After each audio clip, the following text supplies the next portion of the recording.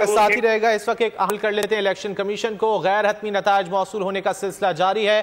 कौमी असम्बली के 265 में से 264 के नतायज मौसूल, एक हल्के का नतीजा रोक लिया गया है। कौमी असम्बली में कामयाब होने वाले आजाद उम्मीदवारों की तादाद 101 हो गई है। मुस्लिम लीग काफ 3 और JUI के 4 अरकान कौमी असम्बली में पहुंच गए हैं।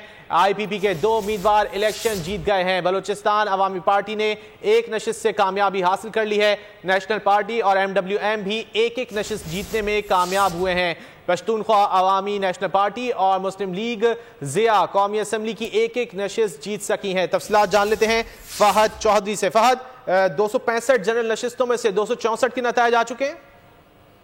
जी बिल्कुल ऐसा ही है। कौमी असम्बली के वैसे जनरल नशिस्तों की तादाद 266 है, लेकिन एक हल्के पर उम्मीदवार की हलाकत के बायस इंतखाबात मुलतवी कर दिए गए थे और 265 में से अब 264 के नताइज मौसूल हो चुके हैं। एक हल्के का नतीजा रोक लिया गया है। कौमी असम्बली में कामयाब होने वाले आजाद उम्मीदवारों की तादाद 101 हो गई है, जबकि नून लीग के पास 75 नशिस्तें आई हैं। पीपल्स पार्टी 54 नशिस्तों के साथ तीसरे नंबर पर है, जबकि MQM के 17 उम्मीदवार भी कौमी असम्बली में पहुंच गए हैं। मुस्लिम लीग काफ 3 और JUI के 4 अरकान कौमी असम्बली में पहुंच पाए। IPP के 2 उम्मीदवार कामयाब करार पाए हैं, जबकि बलूचिस्तान अवामी पार्टी ने एक नशिस्त हासिल की।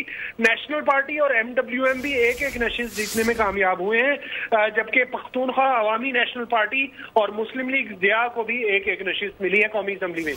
जी ठीक है, बहुत शुक्रिया। फहद चौधरी हमें अपडेट कर रहे थे। सब्सक्राइब करें और बेल दबाएं ताकि कोई खबर रह न जाए।